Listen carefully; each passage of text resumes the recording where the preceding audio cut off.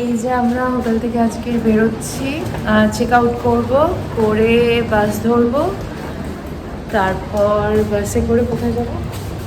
প্রথমে যাবো হচ্ছে আমরা ক্রাবি বাস টার্মিনাল, তারপর ওখান থেকে ফুকেট। ফুকেট যাবে। এই যে আমাদের লাগেজ বার করে নিচ্ছি, জলের বোতল, যে আমি সৈকত। টিকিট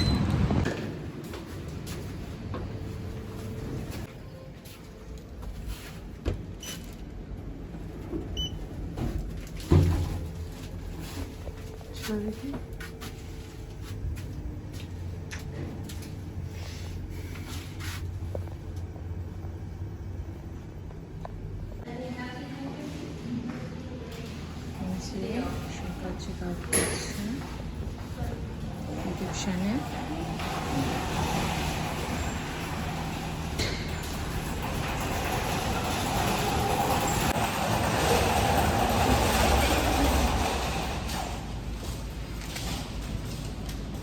আজকে চলে যাচ্ছি, মনটাও খারাপ।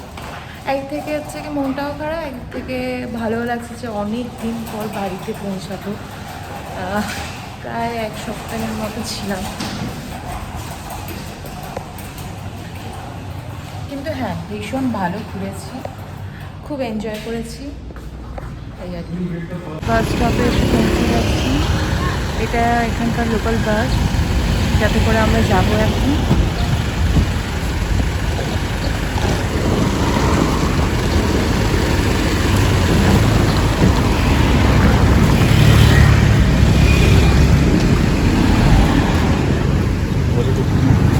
বাসে বসে পড়েছি।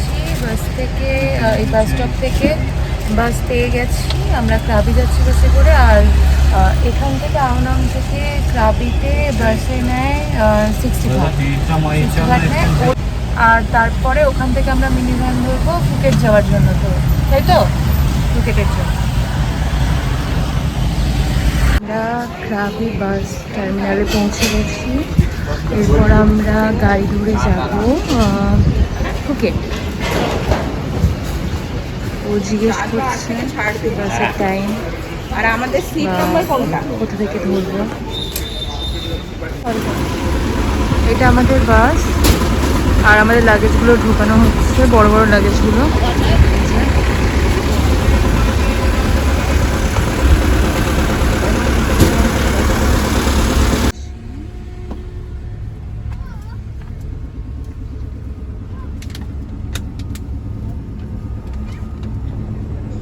আমরা বাসে উঠে গেছি, এখন বাসে বসে আছি।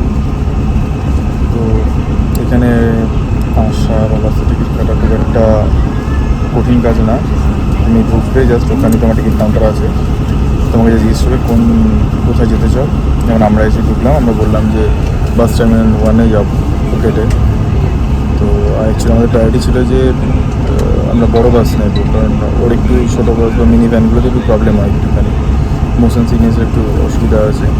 তো 170 ভাট করে আমাদেরকে নিল এটা, আর বললো যে 3 ঘন্টার মতো টাইম লাগবে এখানটা করে। তো দেখা যাক জার্নিটা কেমন হয়। তো ডিরেক্ট কথা হচ্ছে তোমার ফুকেটের বাস টার্মিনাল 1-এ, ঠিক আছে। এই যে টিকিট 170 করে ভাট করে নিল, ওই জন্য 340 ভাট করলো। তো গিয়ে দেখছি। সাইড নয়েজ আর হাওয়ার জন্য সৈকতের আওয়াজ একদমই শোনা যাচ্ছিল না, তাই আমি তোমাদেরকে বোঝার জন্য রেকর্ডিং করে ভয়েস রেকর্ড করে তোমাদেরকে শুনিয়ে দিচ্ছি সৈকত এখানে কি বলছে। সৈকত বলছিল যে আমরা ভুলবশত না জেনে বাস থেকে নেমে গেছিলাম ঠিক এয়ারপোর্টের একটা স্টপেজ আগে, আর সেখান থেকে আমরা টুকটুক ধরেছিলাম। তো ড্রাইভারের কাছ থেকে জানা গেছিলো ওখান থেকে ওই জায়গা থেকে এয়ারপোর্ট 3 কিলোমিটারের মতো, মানে 7 to 10 মিনিটসের মতো লাগতো। আর পার পারসন এখানটায় টুকটুকওয়ালা আমাদের কাছে চেয়েছিল 100 ভাট করে, কিন্তু একটু বার্গেনিং করে আমরা দুজনে মিলে 150 ভাট তে ও রাজি হয়ে গেছিলো, আমরা রাজি করিয়েছিলাম। আর এখানকার টুকটুক আমাদের ইন্ডিয়ার টুকটুক বা টুকটুকির থেকে যথেষ্ট আলাদা রকমের দেখতে, মানে স্কুটির সাথে টুকটুকটাকে অ্যাডজাস্ট করেছে, সেইভাবেই একটা মেয়ে চালাচ্ছিল, দেখালাম। আমরা এই পৌঁছলাম এয়ারপোর্টে সবে, আর টুকটুক দিয়ে জাস্ট 10 মিনিটসের মতো লাগলো, খুব বেশি দূরে লাগলো না। আর টুকটুকে দুজনের মিলিয়ে আমাদের 150 ভাট নিয়েছে। ফার্স্টে বলছিল পার পার্সন 100 ভাট, সেটা যেহেতু আমরা না বলে দিয়েছি তারপর ও 150 ভাটে রাজি হয়ে গেছিলো। তো আমরা এখন এয়ারপোর্টে তোমার প্লেনের ওয়েট করছি, কারণ আমাদের অনেকটা পরে, মানে 11:50-এর দিকে আমাদের ফ্লাইট, কিন্তু কিছু করার নেই, বাইরে কোথায় থাকবো, ওই জন্য এখন লাঞ্চও করা বাকি আছে। লাঞ্চ করে একটু রেস্ট নিয়ে এখানেই থাকবো, তারপর ফ্লাইট ধরবো। তো আমাদের ইমিগ্রেশন শেষ হয়ে গেছে, কোনো চাপ হয়নি, সব দিক থেকে ক্লিয়ার। আমাদের টিকিটও পেয়ে গেছি, টিকিটটা হচ্ছে কি হাতে এরকমভাবে দিয়ে দিয়েছে হার্ড কপি। আর এখন আমাদের ফ্লাইটে চলে এসছে, এই যে লাইনে দাঁড়িয়েছে। জোন 2 আমার, ওর জোন 3 আলাদা হয়ে গেছে। তো সবাই লাইন বাই লাইন দাঁড়িয়ে এখন যাচ্ছে আস্তে আস্তে বাসে করে ফ্লাইটের দিকে যাচ্ছে হচ্ছে। আর আমরা বসে আছি, কারণ আমাদের ফেলে কেউ যাবে না, ওই জন্য ওরা যাক, ভিড়টা কমুক, তারপর আমরা যাবো। আসতে এই বাসে করে যাবো, ফ্লাইটে উঠবো। তো ব্যাস আমাদের ফ্লাইটের কাছে নিয়ে যাচ্ছে।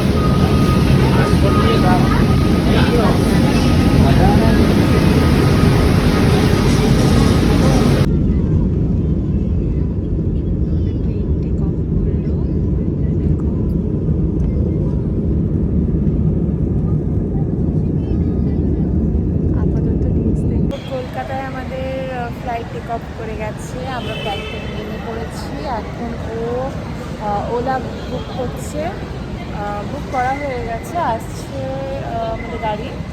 তো এরপর আমরা বাড়ি যাব অনেকদিন পর, ভীষণ আনন্দ হচ্ছে। আর এখানেই আমি আমার ভিডিওটা শেষ করছি। সবাই ভালো থেকো।